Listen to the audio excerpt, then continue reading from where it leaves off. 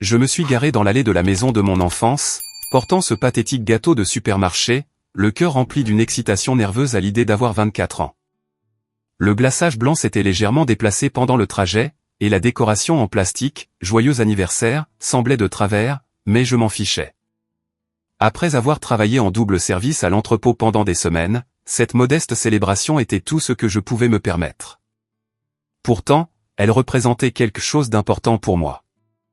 J'attendais avec impatience cette simple réunion de famille depuis des mois, imaginant mes parents me chanter « Joyeux anniversaire » et partager des histoires de mon enfance.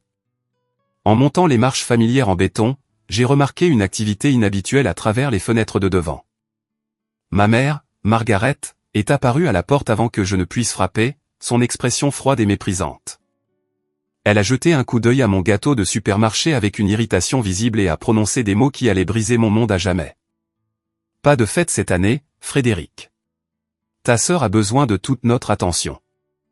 L'indifférence cruelle dans sa voix m'a serré l'estomac alors que je réalisais que j'étais devenu complètement invisible dans ma propre famille. Rester sur ce seuil, tenant mon gâteau rejeté, m'a fait l'effet d'un coup physique dans la poitrine. J'ai regardé ma mère se détourner sans un mot de plus, me laissant figé sur place tandis que la réalité de son renvoi s'imposait à moi. Les bruits de préparatifs frénétiques résonnaient de l'intérieur de la maison, avec mon père, Thomas, criant des instructions sur les arrangements floraux et ma jeune sœur Jessica dirigeant les traiteurs dans notre modeste salon. À travers la moustiquaire, je pouvais voir d'élégantes décorations blanches et dorées être accrochées au plafond, de coûteux centres de tables floraux être positionnés sur les tables et ma famille s'affairait comme s'ils préparaient un mariage royal. Jessica est sortie de la cuisine portant une superbe robe émeraude qui coûtait probablement plus que ce que je gagnais en 2 mois. Ses cheveux blonds étaient coiffés par un professionnel en un chignon élaboré, et elle portait des boucles d'oreilles en diamant que je n'avais jamais vues auparavant. Elle m'a aperçu à travers la porte et a levé les yeux au ciel de manière théâtrale avant de passer sans un mot de reconnaissance. Le contraste entre son apparence glamour et mes simples vêtements de travail m'a fait me sentir encore plus déplacé dans ma propre maison. Je suis monté péniblement à l'étage jusqu'à ma chambre d'enfant, serrant toujours ce stupide gâteau, me sentant plus seul que jamais. La pièce était restée exactement comme je l'avais laissée des années auparavant, avec des posters délavés de joueurs de basket-ball et un lit simple recouvert de ma vieille couette bleue. Assis sur le bord de ce lit, j'ai fixé le gâteau de supermarché et je me suis demandé comment j'étais devenu si insignifiant pour ma propre famille qu'il ne pouvait pas prendre 5 minutes pour reconnaître mon anniversaire. Les bruits de la fête continuaient en bas alors que d'autres invités arrivaient pour la fête de fiançailles de Jessica. J'ai reconnu les voix de tante et d'oncle que je n'avais pas vues depuis des mois. Tous riaient et félicitaient Jessica pour son mariage prochain avec Brandon Walsh, un avocat de renom du quartier riche de la ville. Personne n'a demandé de mes nouvelles ou ne s'est demandé où j'étais pendant cette réunion de famille. Me sentant agité et blessé, j'ai décidé de rassembler quelques affaires à ramener dans mon petit appartement de l'autre côté de la ville. En sortant mon vieux sac de sport du placard, j'ai accidentellement fait tomber une boîte à chaussures qui avait été cachée sous l'ancien lit de Jessica. Le contenu s'est répandu sur le parquet, révélant une collection de documents à l'aspect officiel qui m'ont glacé le sang. Des relevés bancaires montraient que mon fonds d'études, qui aurait dû contenir 37 000 $, avait été complètement vidé 3 ans auparavant. Les registres de transfert indiquaient clairement que l'argent était allé directement aux frais de scolarité de l'école d'art privée de Jessica à l'Académie Westmont. Mes parents m'avaient dit que le fonds avait été perdu dans de mauvais investissements en bourse lorsque j'avais désespérément besoin d'argent pour des cours au Community College. J'avais passé les 3 dernières années à travailler dans des entrepôts et à vivre de paix en paix, croyant que mon fonds d'études avait simplement disparu à cause de leurs mauvaises décisions financières. Mais les documents révélaient une vérité plus dévastatrice. Jessica avait reçu une bourse d'études complète pour l'Académie Westmont, ce qui signifiait que mon argent volé avait payé des dépenses inutiles alors qu'elle fréquentait l'école entièrement gratuitement. La lettre de bourse était datée de 6 mois avant que mes parents ne prétendent que mon fonds avait été perdu, prouvant qu'ils m'avaient délibérément menti en transférant mon argent à Jessica. Mes mains tremblaient en découvrant d'autres preuves de leur tromperie. Des cartes d'anniversaire qui m'étaient adressées par mes 2 grands-parents au cours des 5 dernières années avaient été ouvertes et gardées cachées dans cette boîte. À l'intérieur de chaque carte se trouvaient des cadeaux en espèces allant de 50 à 200 $, totalisant plus de 2000 $ que je n'ai jamais reçus. Mes parents avaient intercepté ces cadeaux d'anniversaire et avaient apparemment dépensé l'argent pour les divers besoins et désirs de Jessica. Le coup de grâce est venu quand j'ai trouvé une lettre manuscrite de mon défunt grand-père, Robert, stipulant spécifiquement que sa collection de voitures anciennes devait me revenir à sa mort il y a 2 ans. La lettre détaillait 3 automobiles classiques d'une valeur d'environ 15 000 $ au total qui étaient destinées à m'aider à démarrer ma vie d'adulte. Au lieu de cela, j'ai trouvé des reçus de vente montrant que mes parents avaient vendu les 3 voitures immédiatement après les funérailles du grand-père Robert et avaient déposé l'argent sur le compte d'épargne de Jessica pour ce qu'ils appelaient des fournitures d'art et du matériel pédagogique. Assis sur le sol de cette chambre, entouré de preuves d'années de vol et de tromperies systématiques, j'ai senti toute ma compréhension de ma famille s'effondrer. Ils n'avaient pas seulement volé mon avenir financier, mais avaient activement œuvré pour que Jessica reçoive tous les avantages possibles pendant que je luttais seul. La profondeur de leur favoritisme allait bien au-delà de la simple préférence. C'était un abus financier calculé, conçu pour bénéficier à un enfant au détriment complet de l'autre. Les bruits de rire et de fête en bas me semblaient maintenant une moquerie. J'étais là, découvrant que ma famille me volait depuis des années pendant qu'ils organisaient une fête coûteuse pour les fiançailles de Jessica avec de l'argent qui aurait dû soutenir mon éducation et mon avenir. L'ironie était dévastatrice. J'étais rentré à la maison en espérant une simple reconnaissance pour mon anniversaire, pour découvrir que ma propre famille minait systématiquement ma vie depuis des années. J'ai rassemblé toutes les preuves de cette boîte à chaussures et je suis descendu, le cœur battant d'un mélange de rage et de chagrin.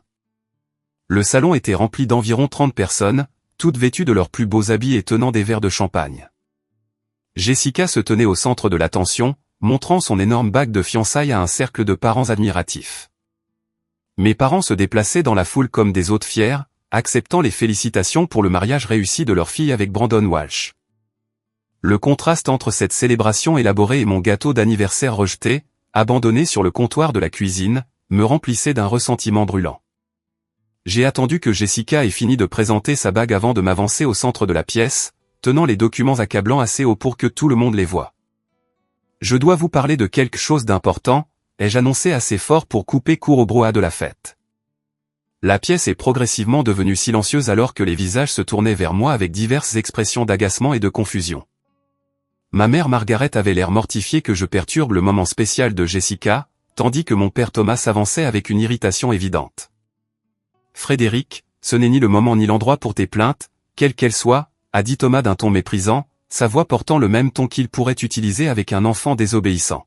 « Ta sœur célèbre ses fiançailles, et tu dois respecter que cette journée est consacrée à son bonheur. »« C'est drôle que tu parles de respect, » ai-je répondu, ma voix se stabilisant alors que je brandissais les relevés bancaires. « Je viens de trouver ces documents qui montrent que vous avez transféré tout mon fonds d'études pour payer les frais de scolarité de l'école d'art de Jessica il y a 3 ans. Vous m'avez dit que cet argent avait été perdu dans de mauvais investissements. Mais voici la preuve que vous m'avez délibérément volé 37 000 $ destinés à mon éducation pour payer la sienne. » Un murmure mal à l'aise a parcouru la foule alors que les parents jetaient des regards entre moi et mes parents. Le visage de Jessica est devenu rouge, mais pas de honte. Au contraire, son expression montrait une pure colère que je provoque cette scène pendant sa célébration. Margaret s'est avancée, le menton levé avec défi, ne montrant aucune trace de honte ou de regret. « Frédéric, tu as toujours été l'indépendant de cette famille. Nous avons pris des décisions que nous pensions bénéfiques pour tout le monde à long terme.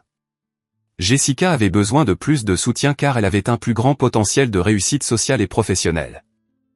La désinvolture de son aveu m'a frappé comme un coup physique. Elle n'essayait même pas de nier le vol. Au lieu de cela, elle le justifiait en se basant sur leur évaluation de notre valeur respective en tant qu'être humain. Un plus grand potentiel, ai-je répété, croyant à peine ce que j'entendais. Donc, vous avez décidé que je ne méritais pas l'argent que mes grands-parents avaient économisé pour mon éducation parce que vous pensiez que Jessica était plus jolie et plus susceptible de bien se marier. Thomas a hoché la tête sans hésitation, comme si cette logique était parfaitement raisonnable. Fils, Jessica a toujours eu des avantages naturels qui te manquent. Elle est plus douée socialement, plus attirante, et franchement, plus susceptible d'atteindre le genre de succès qui rejaillit positivement sur notre famille. Nous avons investi dans l'enfant qui pouvait nous donner le meilleur retour sur nos efforts. Les mots flottaient dans l'air comme du poison, et j'ai vu plusieurs parents se tortiller mal à l'aise face à cette honnêteté brutale. Mes propres parents venaient d'admettre devant leur famille élargie qu'ils me considéraient comme l'enfant inférieur qui ne méritait pas un traitement ou un investissement égal. Retour sur investissement, ai-je demandé, ma voix s'élevant. Je suis votre fils, pas une décision commerciale. Et qu'en est-il de ces cartes d'anniversaire de grand-mère Rose et grand-père William? Vous me volez les cadeaux en espèces qui me sont adressés depuis des années. J'ai brandi plusieurs enveloppes ouvertes, et j'ai vu ma grand-mère Rose halter de choc de l'autre côté de la pièce. Elle m'envoyait fidèlement de l'argent pour mon anniversaire, croyant que ces cadeaux m'atteignaient alors qu'ils finançaient en réalité les virées shopping de Jessica. Jessica a finalement pris la parole, sa voix dégoulinante de mépris et de supériorité. Frédéric, tu devrais être reconnaissant que nous t'ayons nourri et logé toutes ces années. La plupart des familles auraient mis à la porte une personne aussi ingrate et égoïste depuis longtemps. Au lieu de te plaindre de l'histoire ancienne, tu devrais peut-être nous remercier de t'avoir soutenu pendant tes pathétiques emplois à l'entrepôt. Ces paroles ont révélé quelque chose d'encore plus troublant que le vol de mes parents. Non seulement Jessica était au courant de l'argent volé et des cadeaux cachés, mais elle se sentait en droit de les avoir. Dans son esprit, je devrais être reconnaissant pour les soins de base que les parents doivent à tous leurs enfants, tandis qu'elle méritait tous les avantages financiers qu'ils pouvaient lui fournir. De l'histoire ancienne, ai-je répondu, sortant la lettre de mon grand-père sur la collection de voitures. Et qu'en est-il des voitures anciennes de grand-père Robert qu'il m'a spécifiquement laissées dans cette lettre? Je viens de trouver des reçus montrant que vous les avez vendus et que vous avez donné les 15 000 $ à Jessica pour des fournitures d'art. La pièce est devenue complètement silencieuse maintenant, et je pouvais voir plusieurs parents semblant véritablement choqués par l'ampleur de la tromperie de ma famille. Ma grand-mère, Rose, avait les larmes aux yeux en réalisant à quel point on lui avait menti sur mon caractère et ma situation. Le sang-froid de Margaret a finalement légèrement craqué alors qu'elle réalisait à quel point cela paraissait mal aux yeux de leurs invités. Frédéric, tu fais une scène et tu mets ta sœur dans l'embarras l'un des jours les plus importants de sa vie.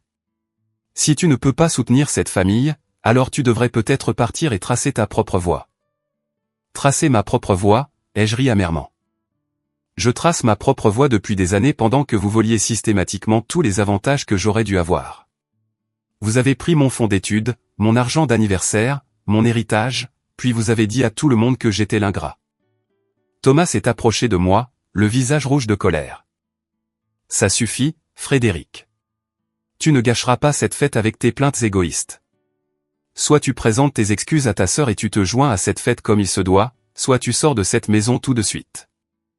L'ultimatum a tout cristallisé pour moi. Même confrontés à des preuves indéniables de leur abus financier et de leur négligence émotionnelle, ils exigeaient que je m'excuse et que je feigne d'être reconnaissant. Ils voulaient que je sourie et que je célèbre le succès de Jessica, qui était en partie bâti sur de l'argent volé à mon avenir. En regardant autour de la pièce, j'ai vu des parents qui avaient été témoins de toute cette confrontation. Certains semblaient compatir à ma situation, mais d'autres paraissaient plus préoccupés par la gêne sociale que par l'injustice que j'avais subie.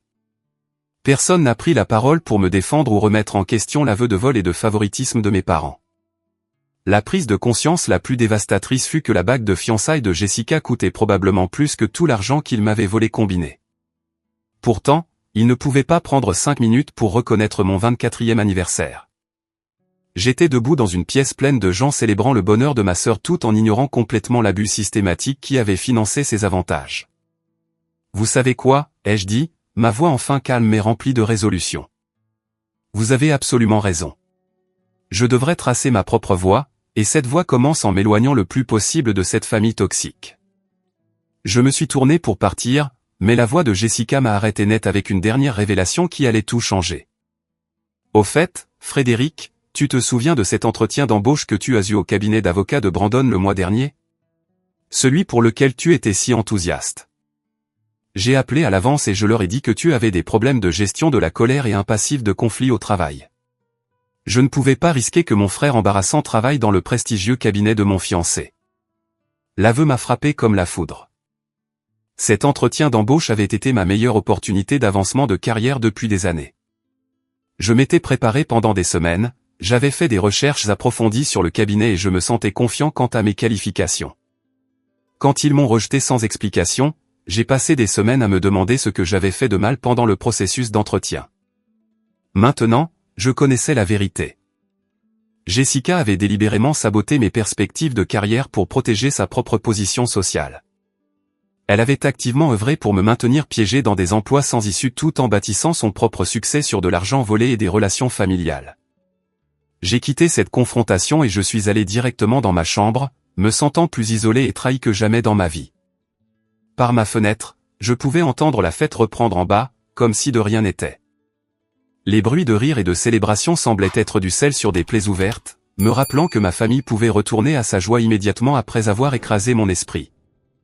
Assis sur mon lit d'enfant, je regardais les preuves de leur abus systématique étalées sur ma couette. Des relevés bancaires, des cartes d'anniversaire cachées, des documents d'héritage et des reçus peignaient un tableau d'années de vol calculé, conçu pour avantager Jessica tout en minant mon avenir. L'ampleur de leur tromperie était à couper le souffle par sa minutie et sa cruauté. Ce qui faisait le plus mal, c'était la prise de conscience que ce n'était pas un favoritisme accidentel ou une difficulté financière temporaire. Mes parents avaient pris des décisions conscientes et délibérées de me voler à plusieurs reprises tout en mentant sur leurs actions et en me présentant comme un ingrat à la famille élargie. Ils avaient créé un faux récit où j'étais l'enfant à problème qui ne pouvait pas apprécier leur sacrifice, alors que la vérité était que j'avais été systématiquement dépouillé de tous les avantages que j'aurais dû recevoir. Par ma fenêtre, je regardais les invités arriver continuellement pour la célébration des fiançailles de Jessica. Les voitures remplissaient notre petite allée et bordaient la rue, amenant des parents, des amis de la famille et des relations sociales venus honorer la réussite de Jessica.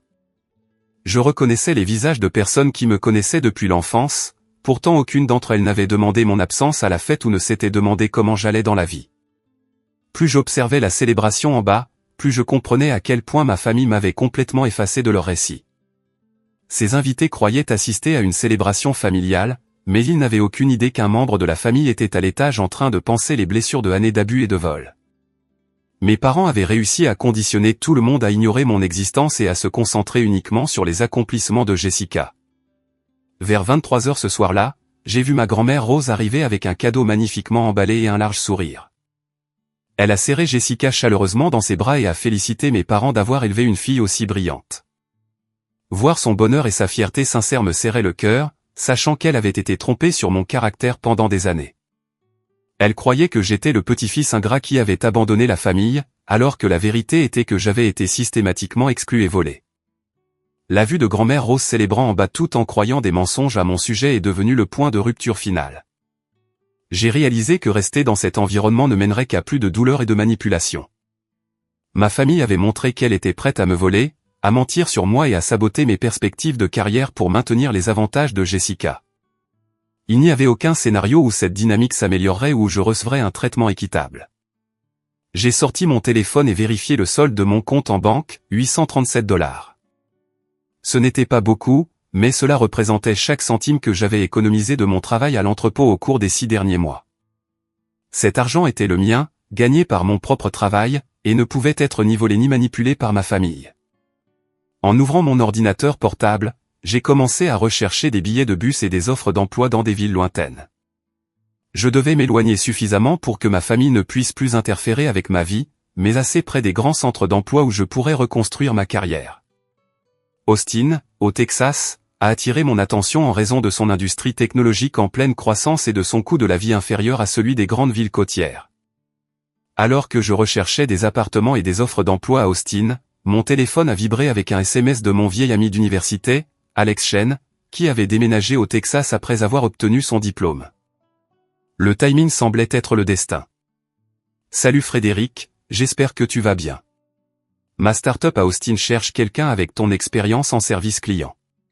Niveau débutant mais bon potentiel de croissance. Intéressé?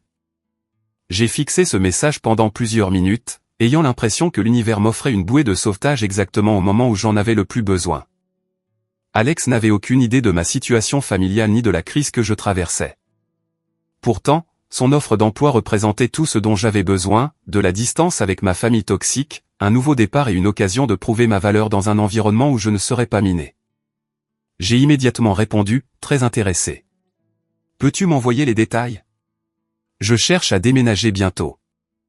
Sa réponse est venue rapidement avec les informations sur l'entreprise et les coordonnées du responsable du recrutement. Le poste était au support client pour une start-up technologique appelée Innovat Tech Solutions, avec un potentiel d'avancement basé sur la performance. Le salaire était modeste, mais suffisant pour subvenir à mes besoins tout en construisant quelque chose de mieux.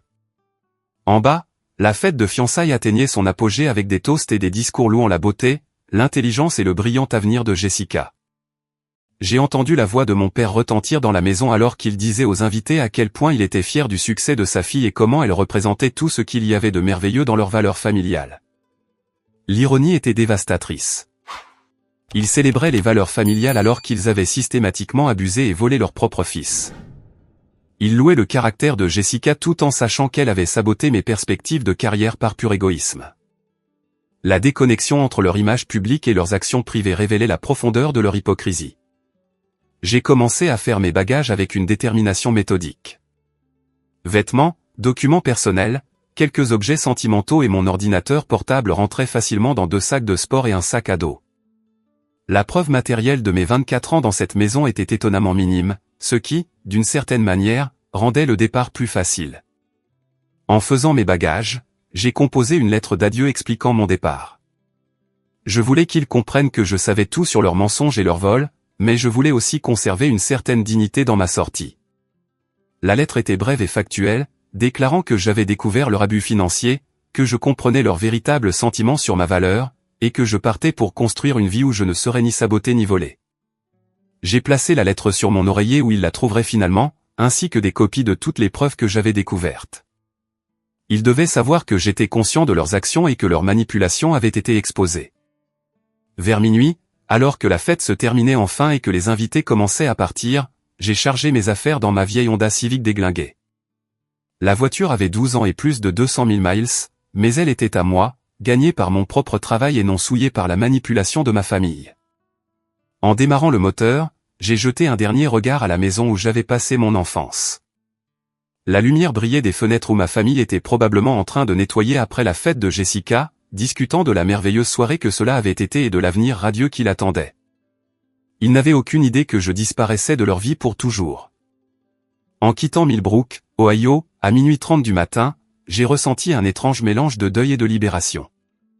Je laissais derrière moi tout ce qui m'était familier et m'aventurais dans une incertitude complète. Mais j'échappais aussi à un environnement toxique qui empoisonnait ma vie depuis des années. Dans une station-service à la sortie de la ville, je me suis arrêté pour acheter du café pour le long trajet vers le Texas. Debout dans le dépanneur éclairé au néon, j'ai sorti mon portefeuille et trouvé les quelques photos de famille que je portais toujours. Des photos de matin de Noël, de vacances d'été et de célébrations d'anniversaire de temps plus heureux, quand je croyais que ma famille m'aimait de la même manière. Sans hésitation, j'ai jeté ces photos dans la poubelle de la station-service. Elles représentaient une fausse histoire où j'étais apprécié et aimé, alors que la réalité était que j'avais été au mieux toléré et au pire systématiquement miné. Garder ces photos ne ferait que me rappeler des illusions qui avaient été brisées pour toujours. En remontant dans ma voiture, j'ai programmé Austin, Texas, dans mon GPS et j'ai commencé le trajet de 9 heures vers ma nouvelle vie. L'autoroute s'étendait à l'infini devant moi, sombre et incertaine. Mais pour la première fois depuis des années, j'avais l'impression d'avancer vers l'espoir plutôt que de le fuir. Le trajet jusqu'à Austin m'a fait traverser le cœur de l'Amérique, passant par de petites villes et des terres agricoles sans fin qui ne ressemblaient en rien aux paysages de banlieue de l'Ohio que je laissais derrière moi. J'ai conduit toute la nuit, alimenté par le café de station-service et l'adrénaline de prendre la plus grande décision de ma vie. Lorsque la silhouette d'Austin est apparue à l'horizon à 8 heures du matin, j'ai eu l'impression d'arriver dans un monde complètement différent. Alex m'a rejoint dans un restaurant du centre-ville appelé Magnolia Café, et j'ai été frappé de voir à quel point il avait l'air plus confiant et plus prospère que pendant nos années d'université. Il portait une chemise impeccable et parlait avec enthousiasme de la scène des startups technologiques à Austin, décrivant des opportunités et un potentiel de croissance qui semblait impossible depuis mon poste à l'entrepôt. Innovat Tech Solutions est exactement le genre d'endroit où le travail acharné est rapidement remarqué, a expliqué Alex autour de tacos pour le petit déjeuner.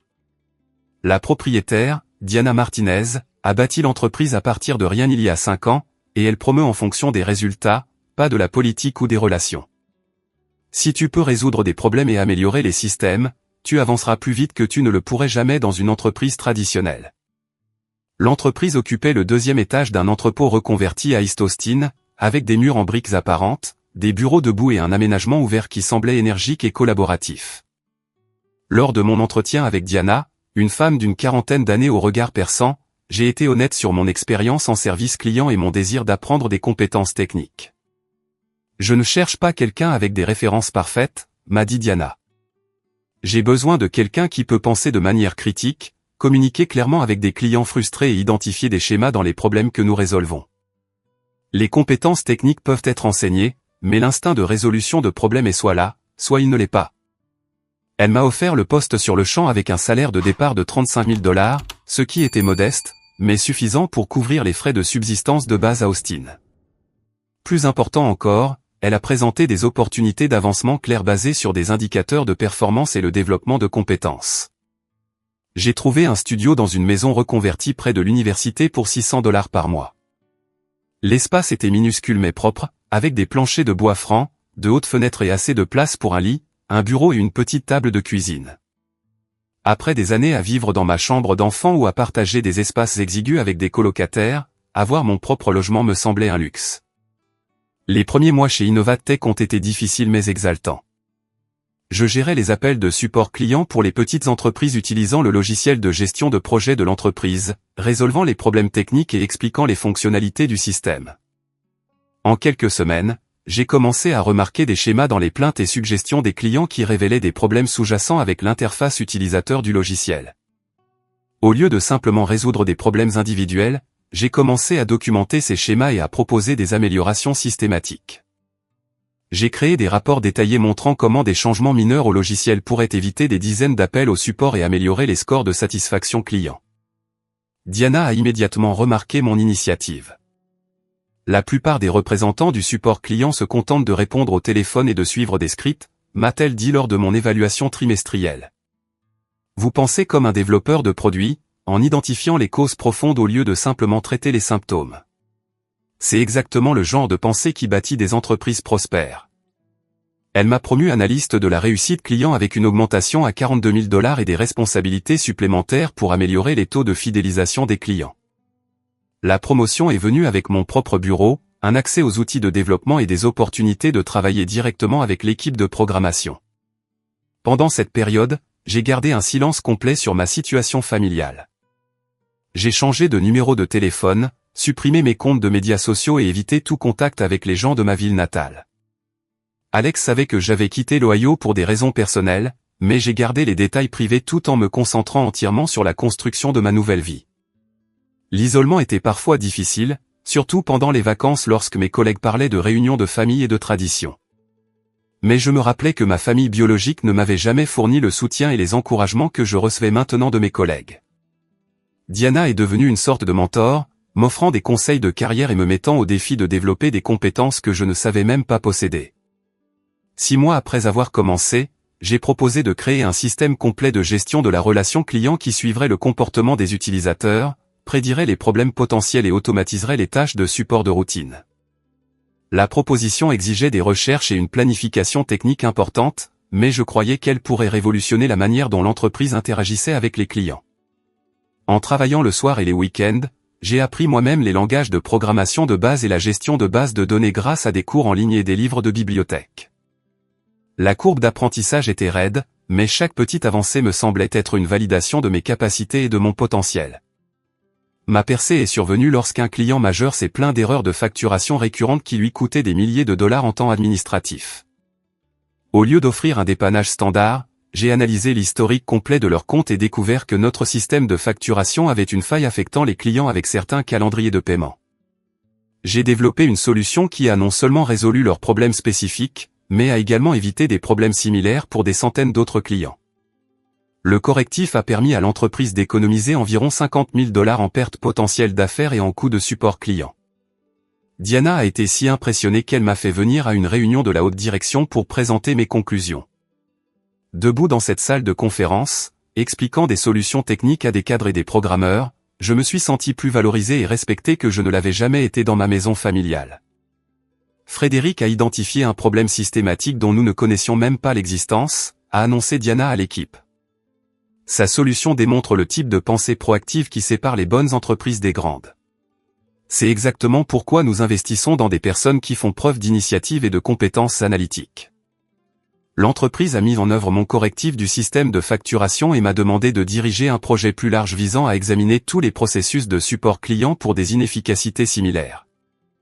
Mon rôle s'est encore élargi avec une autre promotion au poste de développeur junior et une augmentation de salaire à 58 000 $. Plus important encore, je gagnais en confiance et en compétences techniques qui m'ouvraient des portes à des opportunités que je n'avais jamais imaginées possibles. Les emplois à l'entrepôt dans l'Ohio m'avaient semblé être des impasses sans potentiel d'avancement, mais cet environnement récompensait l'innovation et le travail acharné par une réelle croissance de carrière. Vers mon premier anniversaire chez Innovatech, j'ai appris par des connaissances communes que les fiançailles de Jessica s'étaient terminées de façon dramatique. Apparemment, Brandon avait découvert sa dépendance secrète au shopping et ses dettes de carte de crédit totalisant $25 000. Il a rompu les fiançailles quand elle n'a pas pu expliquer comment elle avait accumulé une dette aussi massive tout en vivant gratuitement chez ses parents. Mes parents auraient eu du mal à aider Jessica à rembourser ses cartes de crédit tout en faisant face à une baisse de revenus due à l'insécurité de l'emploi de mon père. La pression financière pour soutenir le style de vie de Jessica causait apparemment un stress important dans leur mariage. Apprendre leurs problèmes me semblait étrange et distant, comme entendre des ragots sur des connaissances plutôt que sur ma famille immédiate. Je n'ai ressenti aucune satisfaction face à leurs difficultés, mais aussi aucune envie de revenir les aider. Ils avaient fait leur choix quant à l'avenir dans lequel investir, et maintenant ils subissaient les conséquences de ces décisions. Au lieu de m'attarder sur leur situation, je me suis concentré sur ma propre croissance continue. Je me suis inscrit à des cours de programmation du soir à l'Austin Community College et j'ai commencé à développer une plateforme d'automatisation du service client plus sophistiquée qui pourrait potentiellement servir des entreprises au-delà d'Innovatech. Les défis techniques étaient passionnants et stimulants d'une manière que mes emplois précédents n'avaient jamais été. Chaque problème que je résolvais et chaque compétence que je développais me donnait l'impression de construire quelque chose de significatif et de durable plutôt que de simplement gagner un salaire. À la fin de ma première année à Austin, ma valeur nette avait atteint près de $15 000 grâce à une épargne et une budgétisation prudente. Plus important encore, j'avais développé un réseau professionnel, des compétences techniques et une trajectoire de carrière qui promettaient un avancement continu basé sur le mérite plutôt que sur les relations familiales ou les manœuvres politiques. La transformation de travailleurs d'entrepôt à professionnels de la technologie s'est produite plus rapidement que je ne l'avais jamais imaginé possible. Mais cela a nécessité un engagement total à apprendre et à faire mes preuves dans un environnement où mon passé n'avait pas d'importance. À Austin, j'étais jugé uniquement sur mes capacités et mes contributions, ce qui était tout ce que j'avais toujours voulu de ma famille. Au cours de ma deuxième année chez Innovatech, mon projet d'automatisation du service client a évolué pour devenir quelque chose de beaucoup plus grand que ce que j'avais initialement envisagé. Le système que j'ai développé pouvait analyser les interactions avec les clients sur plusieurs canaux, prédire les besoins de support avant que les problèmes ne surviennent et résoudre automatiquement les problèmes courants sans intervention humaine. La percée est venue quand j'ai réalisé que les petites entreprises de plusieurs secteurs étaient confrontées à des défis identiques en matière de service client, mais manquaient de ressources pour développer des solutions sophistiquées. Ma plateforme d'automatisation pouvait être adaptée pour servir les restaurants, les magasins de détail, les services professionnels et les entreprises en ligne avec une personnalisation minimale. J'ai passé 6 mois à affiner le logiciel pendant mon temps libre, en le testant avec des entreprises locales d'Austin qui ont accepté de piloter le système en échange d'une mise en œuvre gratuite. Les résultats ont été extraordinaires. Les entreprises participantes ont réduit leur coût de service client de 40% en moyenne tout en améliorant les scores de satisfaction et les temps de réponse. Le bouche à oreille sur ma plateforme s'est répandu dans la communauté soudée des petites entreprises d'Austin, et j'ai commencé à recevoir des demandes d'entreprises de tout le Texas qui voulaient mettre en œuvre des systèmes similaires. La demande était bien au-delà de ce que je pouvais gérer en tant que projet parallèle tout en travaillant à temps plein chez Innovatech. Diana a remarqué ma distraction et mon enthousiasme croissant pour le projet d'automatisation. Plutôt que de s'inquiéter d'une concurrence potentielle, elle m'a encouragé à saisir l'opportunité et a offert de me fournir un mentorat commercial pendant que je développais mes idées. Frédéric, vous avez identifié un véritable besoin du marché et créé une solution qui pourrait bénéficier à des milliers d'entreprises, m'a-t-elle dit lors d'une discussion sur la planification de carrière.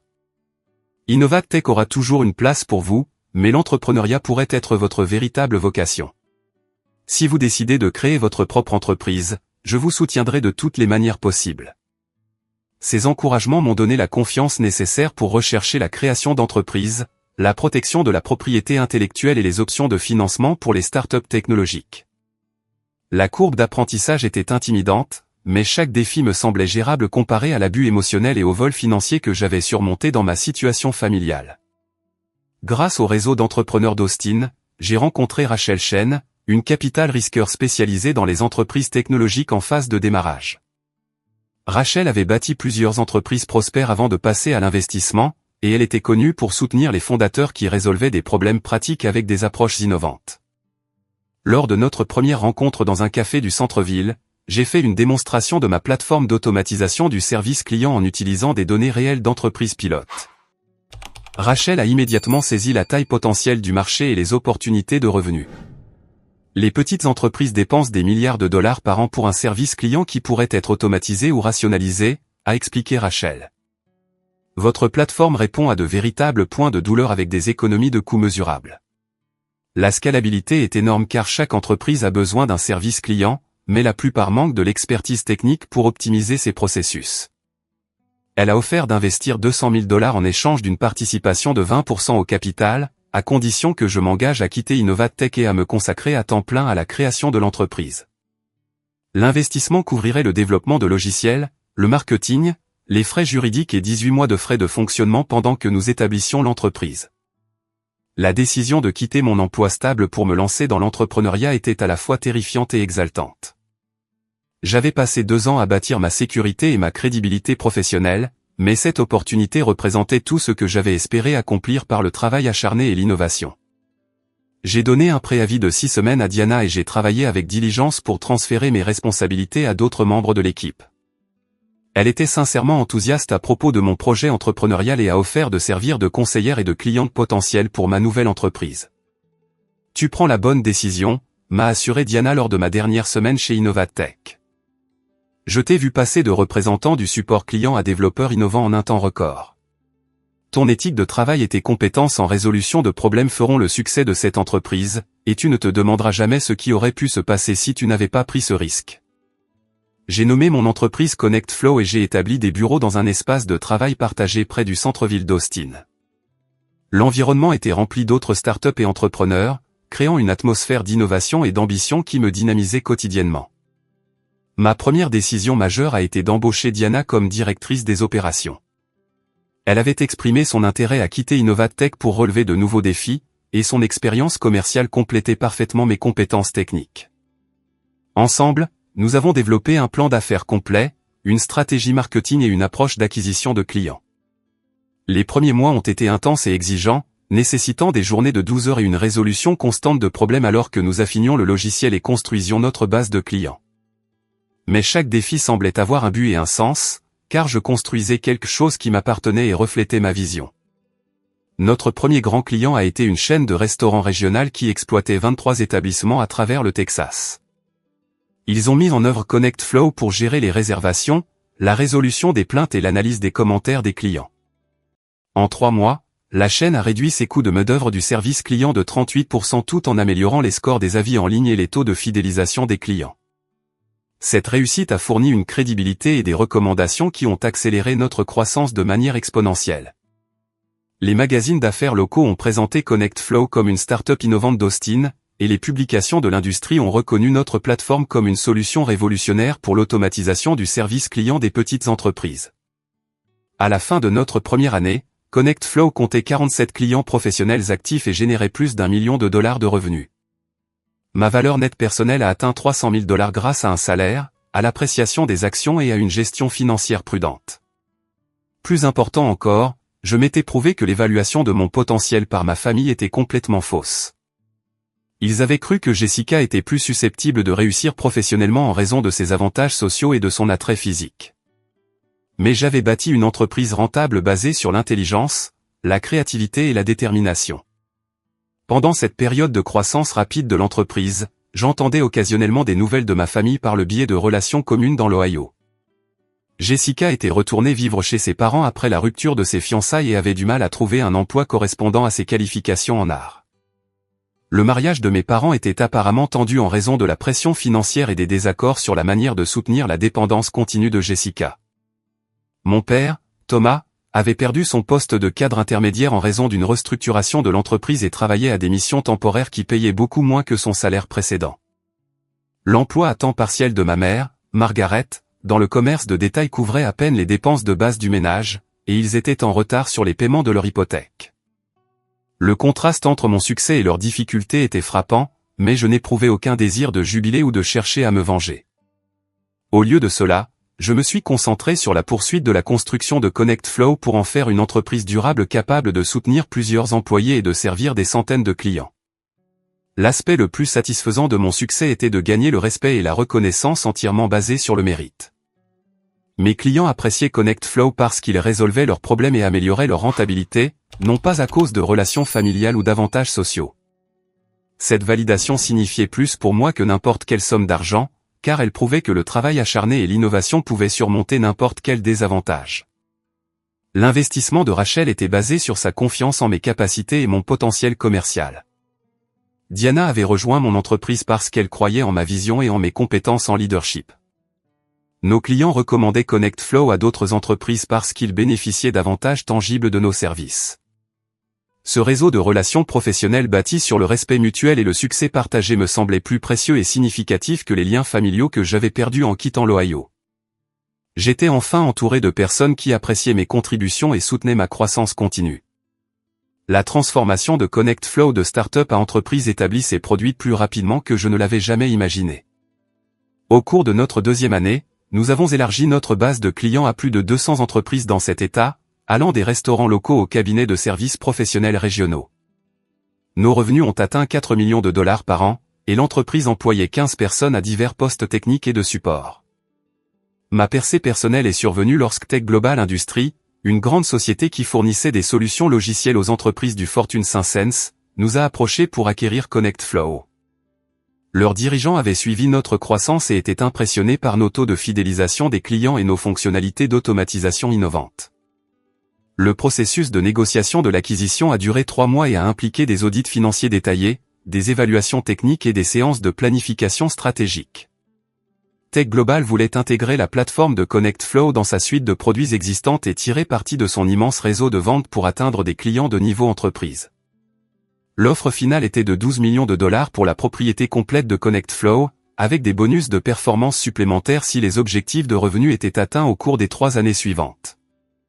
Après avoir consulté Rachel et Diana, j'ai accepté l'accord, qui me rapporterait 8 millions de dollars après impôts, paiements aux investisseurs et bonus aux employés. Signer ces papiers d'acquisition semblait surréaliste et accablant.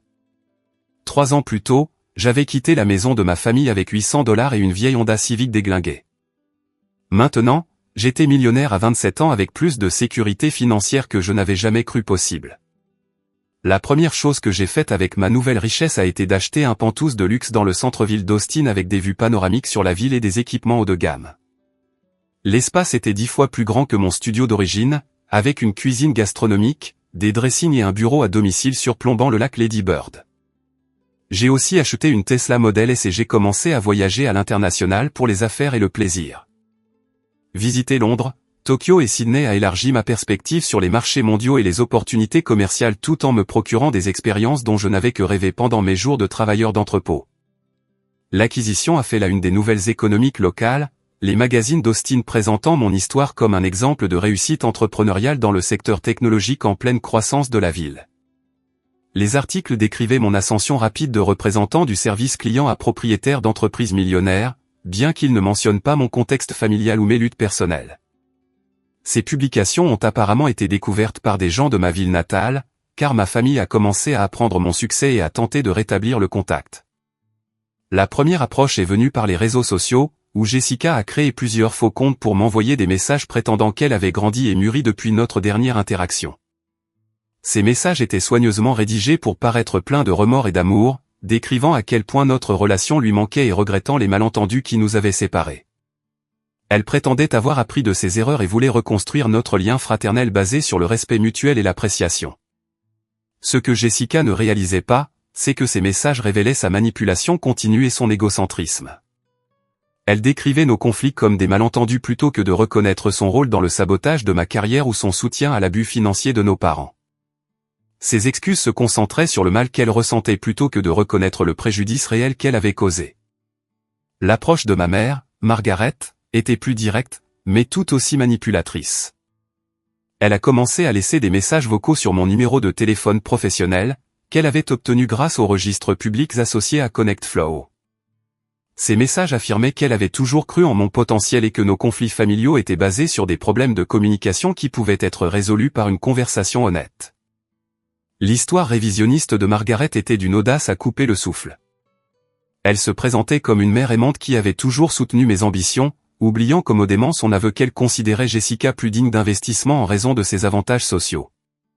Les messages vocaux ne faisaient aucune mention de l'argent d'anniversaire volé, des fonds d'études transférés ou du sabotage délibéré de carrière. Mon père, Thomas, a adopté une approche professionnelle, me contactant via LinkedIn avec des messages louant mes réalisations commerciales et suggérant que nous devrions renouer en tant qu'adultes prospères ayant surmonté des désaccords de jeunesse. Ces messages positionnaient nos conflits comme des tensions familiales normales qui se résolvaient naturellement à mesure que les gens mûrissaient et atteignaient leurs objectifs. La nature coordonnée de leur prise de contact révélait qu'ils avaient développé une stratégie pour me reconquérir, probablement motivés par leurs propres difficultés financières et la connaissance de ma nouvelle richesse. Leurs messages sont arrivés à quelques semaines d'intervalle, utilisant tous un langage similaire sur la croissance, le pardon et les liens familiaux.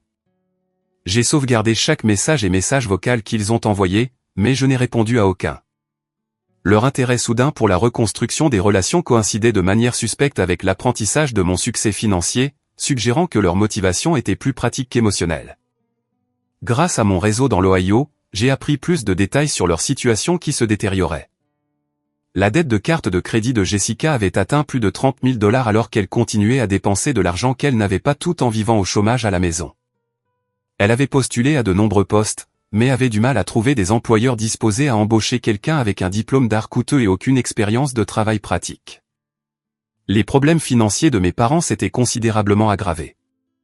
Thomas était au chômage depuis 6 mois après la fin de ses missions temporaires, et l'emploi de Margaret dans le commerce de détail fournissait à peine assez de revenus pour couvrir les services publics de base. Ils faisaient face à une saisie immobilière de leur maison et avaient emprunté de l'argent à des parents pour éviter une expulsion immédiate. L'ironie de leur situation était évidente mais pas satisfaisante. Ils avaient passé des années à tout investir dans le succès de Jessica tout en négligeant et en sapant mon potentiel. Pourtant, les avantages de Jessica n'avaient produit aucune carrière ou stabilité financière significative. Pendant ce temps, le fils qu'ils avaient écarté comme moins digne avait atteint plus de succès que n'importe lequel d'entre eux n'avait jamais imaginé possible. Leur désespoir est devenu plus apparent à mesure que leur prise de contact s'intensifiait. Les messages vocaux de Margaret devenaient plus longs et plus émotionnels, décrivant des problèmes de santé et un stress financier qui pourraient être résolus si leur famille pouvait se réunir. Les messages de Jessica devenaient plus fréquents et personnels, partageant des souvenirs d'enfance où nous nous entendions bien. Thomas a commencé à envoyer des coupures de journaux sur le succès de mon entreprise, accompagnées de notes manuscrites exprimant sa fierté pour mes réalisations. Les notes évitaient soigneusement de mentionner nos conflits tout en soulignant son rôle dans la formation de mon éthique de travail et de ma détermination par des leçons d'enfance. L'approche la plus manipulatrice est venue lorsqu'ils ont impliqué ma grand-mère, Rose, qui a appelé mon bureau en prétendant qu'elle était mourante et voulait me voir avant de décéder. L'appel était clairement orchestré par mes parents, mais il représentait un nouveau degré de bassesse dans leur volonté d'exploiter les relations familiales pour un gain financier. J'ai vérifié auprès d'autres parents que grand-mère Rose était en bonne santé et ne faisait face à aucune crise médicale immédiate. Apprendre qu'ils étaient prêts à simuler sa mort pour me manipuler et me faire entrer en contact a confirmé que leur démarche actuelle était entièrement intéressée plutôt que basée sur un remords ou un amour sincère. Leur désespoir révélait l'échec complet de leur stratégie d'investissement familial. Ils m'avaient volé pour soutenir l'éducation et les avantages sociaux de Jessica. Pourtant, elle n'avait produit aucun retour sur leur investissement. Sa rupture de fiançailles, son chômage et sa dette croissante prouvaient que l'attrait et les relations sociales ne signifiaient rien sans éthique de travail et compétences pratiques. Pendant ce temps, le fils qu'ils avaient rejeté comme moins digne avait bâti une entreprise de plusieurs millions de dollars grâce à l'intelligence, la détermination et un comportement éthique. Mon succès avait été obtenu malgré leur sabotage plutôt que grâce à leur soutien, prouvant que leur évaluation de mon potentiel avait été complètement erronée. Alors que leur situation financière continuait de se détériorer et que leur prise de contact devenait plus désespérée, j'ai réalisé qu'ils subissaient enfin les conséquences d'années de favoritisme et d'abus. La justice était rendue non par une action de ma part, mais par les résultats naturels de leurs propres choix et de leurs défauts de caractère. 2 ans après l'acquisition de Connect Flow, j'ai pris une décision qui allait clore le chapitre le plus douloureux de ma vie pour toujours. La situation financière de ma famille avait atteint un point de crise, avec des procédures de saisie immobilière et des factures médicales croissantes créant une véritable difficulté qui s'étendait au-delà de mes parents et de ma sœur. J'avais suivi leur situation par le biais de connaissances communes et de recherches occasionnelles sur Google, me tenant au courant sans contact direct. Les informations que j'ai recueillies brossaient le portrait de personnes qui subissaient enfin les conséquences d'années de mauvaises décisions et de défauts de caractère. Mon père, Thomas, avait été diagnostiqué avec une grave maladie cardiaque qui nécessitait un traitement coûteux, non entièrement couvert par son assurance limitée. Les factures médicales poussaient mes parents vers la faillite. Alors qu'ils luttaient pour conserver leur maison et soutenir le chômage continu de Jessica, Jessica elle-même était devenue de plus en plus isolée et déprimée à mesure que sa dette augmentait et que ses perspectives d'emploi diminuaient. Son diplôme en art la qualifiait pour très peu de postes pouvant lui permettre de vivre de manière indépendante, et son manque d'expérience professionnelle pratique la rendait inemployable dans la plupart des environnements professionnels. La situation a atteint son paroxysme lorsque j'ai reçu une lettre désespérée de ma grand-mère, Rose, qui avait enfin appris la vérité sur nos conflits familiaux. La lettre était déchirante par son honnêteté et sa honte, alors qu'elle décrivait comment mes parents l'avaient manipulée pendant des années avec de fausses histoires sur mon caractère et mon comportement. Frédéric, j'ai tellement honte de la façon dont je t'ai traité à la fête de fiançailles de Jessica, écrivait grand-mère Rose d'une écriture tremblante. Tes parents m'ont dit que tu étais devenu égoïste et ingrat, que tu refusais d'aider la famille et que tu ne te souciais que de toi-même. Je les ai crus parce que je faisais confiance à leurs paroles concernant leurs propres enfants. Maintenant, je sais qu'ils mentaient pour couvrir leur propre comportement terrible envers toi. Elle a expliqué que d'autres parents avaient progressivement révélé des bribes de la vérité sur mon fonds d'études volées, mes cadeaux d'anniversaire cachés et le favoritisme systématique qui m'avait fait fuir. L'image complète de l'abus financier de mes parents était enfin devenue claire pour les membres de la famille élargie qui avaient été trompés pendant des années. Je comprends pourquoi tu es parti et pourquoi tu n'es pas revenu, continuait sa lettre. Mais je sais aussi que tu es une bonne personne avec un cœur bon malgré tout ce qu'ils t'ont fait. Ton grand-père Robert serait si fier de l'homme que tu es devenu, et il voudrait que tu fasses preuve de miséricorde envers les gens qui ont besoin d'aide, même s'ils ne le méritent pas. En lisant cette lettre dans mon pantouse d'Austin, entouré du succès que j'avais bâti par mes propres efforts, j'ai ressenti un mélange complexe de justification et de tristesse. La reconnaissance de la vérité par ma grand-mère validait tout ce que j'avais vécu, mais elle soulignait également le coût du dysfonctionnement de ma famille. J'ai décidé de retourner à Millbrook pour la première fois en 4 ans, conduisant ma Tesla dans des rues familières qui semblaient plus petites et plus miteuses que dans mon souvenir. La ville semblait figée dans le temps, alors que j'avais grandi et changé au-delà de toute reconnaissance. La maison de mon enfance montrait des signes évidents de détresse financière. La pelouse était envahie par les mauvaises herbes, la peinture s'écaillait sur les volets, et un panneau, à vendre, était bien en vue dans le jardin. La maison qui avait autrefois représenté la stabilité et les liens familiaux ressemblait maintenant à un symbole de déclin et d'échec. Je me suis rendu au Murphy's dîner en ville, sachant que c'était un endroit où je pourrais rencontrer des membres de ma famille ou de vieilles connaissances. Effectivement, ma grand-mère Rose prenait un café avec 2 autres femmes âgées quand je suis entré. Son visage a montré le choc et la joie quand elle m'a reconnu. Frédéric. Oh mon Dieu, regarde-toi, a-t-elle dit, se levant prudemment de sa banquette pour m'embrasser. Les autres femmes me regardaient ouvertement pendant que grand-mère Rose me présentait comme son petit-fils Prosper, propriétaire d'une entreprise technologique au Texas. Nous nous sommes assis ensemble pendant qu'elle s'excusait à plusieurs reprises d'avoir cru aux mensonges de mes parents et de m'avoir maltraité pendant mes dernières années à la maison. Son remords était sincère et douloureux à voir, et je lui ai assuré que je comprenais qu'elle avait été trompée par des gens en qui elle avait confiance. Ils ont dit à tout le monde que tu avais abandonné la famille sans explication, a expliqué grand-mère Rose. Nous pensions que tu étais égoïste et ingrat, que tu ne prenais pas la peine d'aider dans les moments difficiles. Personne ne savait pour l'argent qu'il t'avait pris ni à quel point il t'avait maltraité. Notre conversation a été interrompue lorsque mes parents et Jessica sont entrés dans le restaurant, ayant appris par les réseaux de communication de la petite ville que j'étais de retour à Millbrook. Leur apparence était choquante par sa détérioration par rapport aux personnes confiantes et bien habillées que je me souvenais de la fête de fiançailles de Jessica. Thomas avait l'air beaucoup plus âgé et plus mince, le visage gris de maladie et de stress. Margaret paraissait épuisée par les soucis financiers et la tension émotionnelle. Jessica semblait la plus changée, ayant perdu la confiance vibrante qui avait autrefois défini sa personnalité. Ils se sont approchés de notre table avec hésitation, incertains de leur accueil, mais assez désespérés pour risquer un rejet public. Les autres clients regardaient avec une curiosité évidente ce drame familial se dérouler dans leur restaurant tranquille. Frédéric, commença ma mère avec précaution. Nous espérions te parler. Nous savons qu'il y a eu des problèmes par le passé, mais nous voulons arranger les choses entre nous. Le mot « problème » était un euphémisme si énorme que j'ai failli rire. Leur vol systématique et leur abus émotionnel avaient été réduits à des « problèmes » qui pouvaient être résolus par la conversation et la bonne volonté. Arranger les choses nécessiterait d'admettre ce qui s'est réellement passé, ai-je répondu calmement. Êtes-vous prêt à admettre que vous avez volé mon fonds d'études, caché mes cadeaux d'anniversaire, vendu mon héritage et saboté mes perspectives de carrière au profit de Jessica? La franchise de ma question les a clairement choqués, mais ils étaient trop désespérés pour reculer. Thomas a hoché la tête à contre-cœur, tandis que Margaret semblait mal à l'aise avec mes accusations spécifiques. Nous avons fait des erreurs dans la façon dont nous avons géré les finances familiales, a admis Thomas avec précaution. Nous pensions prendre des décisions qui profiteraient à tout le monde à long terme, mais nous réalisons maintenant que nous t'avons blessé injustement.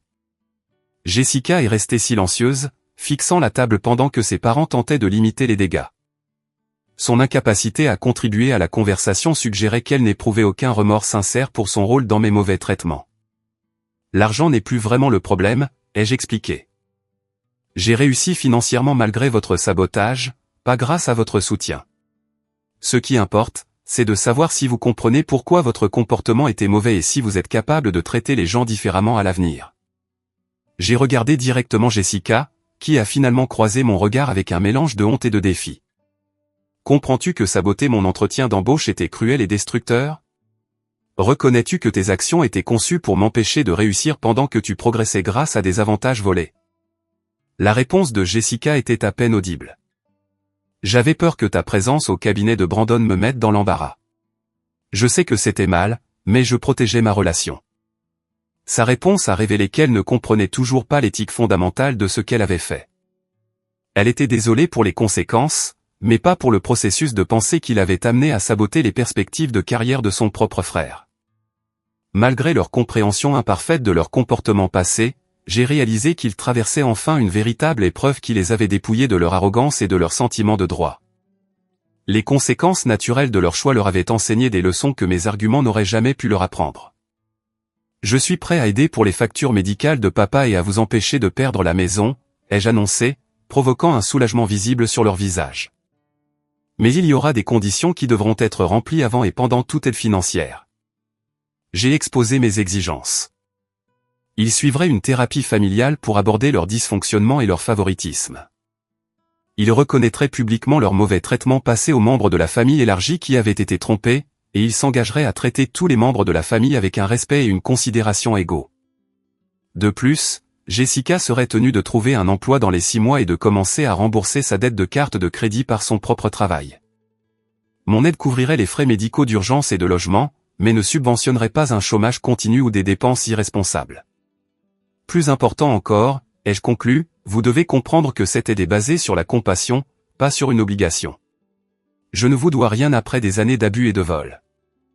J'aide parce que je choisis de faire preuve de compassion, mais j'attends en retour une responsabilisation et un changement sincère. Les conditions étaient difficiles mais justes, leur demandant de s'attaquer aux causes profondes de leur dysfonctionnement plutôt que de simplement accepter un sauvetage financier. Leur volonté de répondre à ces exigences démontrerait s'ils étaient capables de croissance et de changement. Au cours des mois suivants, ma famille a lentement commencé à remplir les conditions que j'avais établies. Ils ont assisté à des séances de thérapie qui les ont forcés à confronter leur schéma de favoritisme et de manipulation.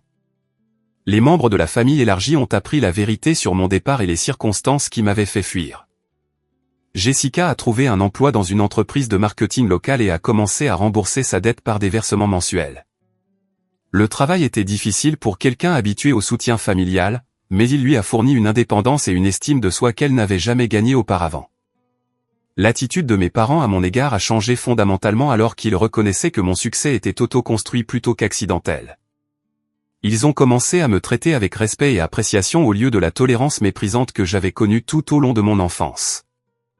La transformation n'était ni complète ni parfaite, mais elle représentait un progrès réel vers une dynamique familiale plus saine.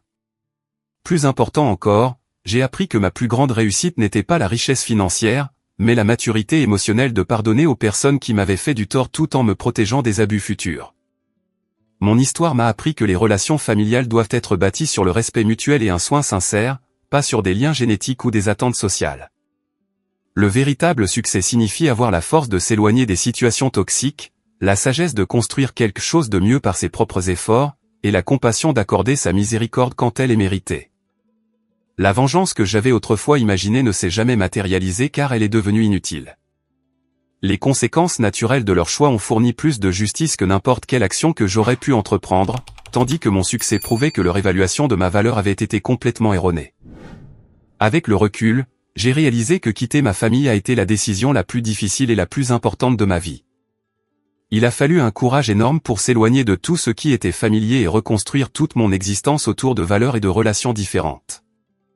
Mais cette décision a mené à des expériences et à des réalisations que je n'aurais jamais pu imaginer en étant piégé dans leur dynamique toxique.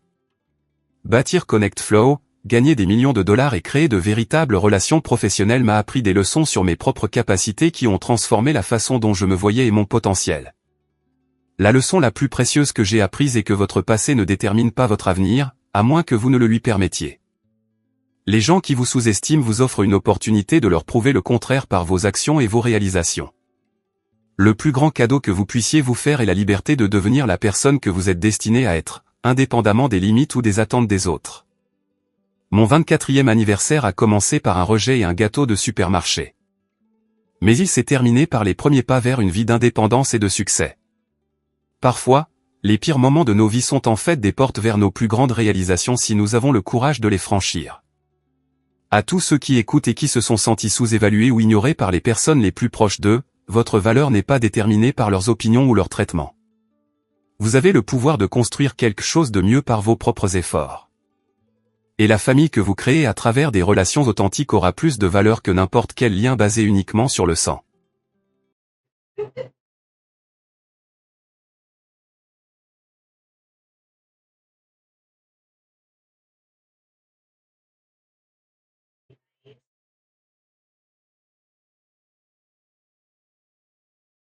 You know we're watching you in 4K. Like,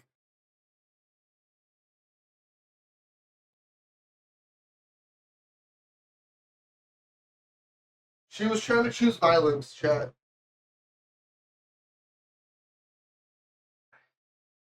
Now this is content.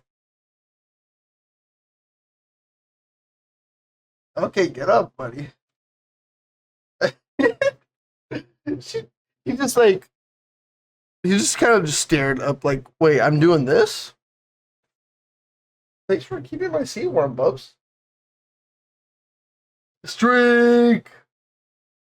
Um, listen, kitties, cast grain, I believe in them. It is, wait, it is now Cat Street. Cat taken over. No Rocket League, only Cat. Yes, listen to Chaos, XD. See, we don't have, okay, fuck you, Autumn. Like, I try and read fast, my my dyslexia kicks in, and I just can't read. Yes, listen to Chaos, XD. See this, see, we don't need, fuck! We don't even need, we don't even need Duck. She's trying to take over or something.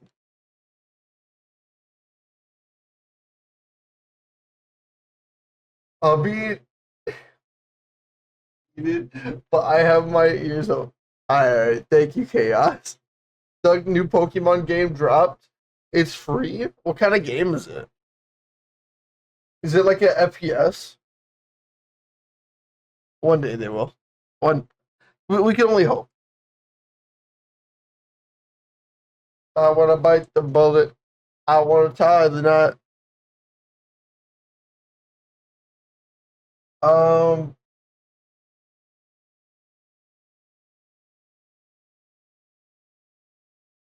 what are you doing?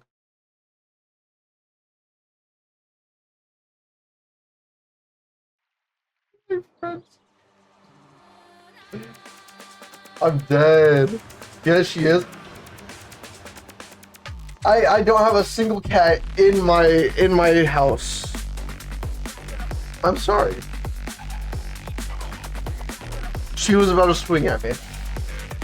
You sure you know how to... Oh, I do it. Trust me? No.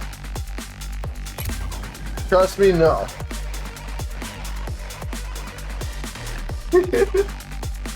Hello, nice to meet you. And how is everyone doing?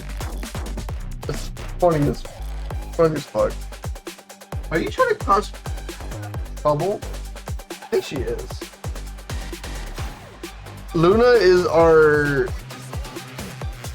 3-month-old.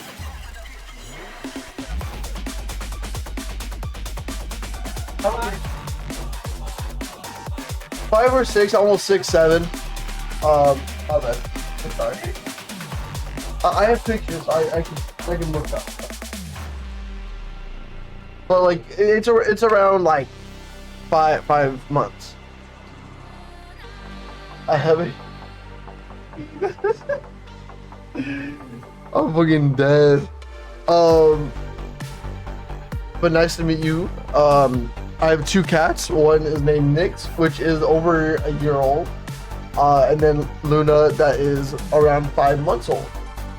Luna and Nyx, they get along at their own pace. Nyx is actually currently trying to break some glass.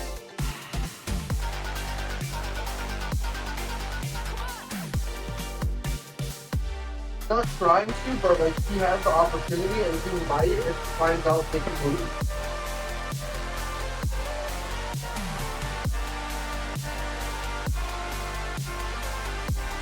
How to move them to a higher place.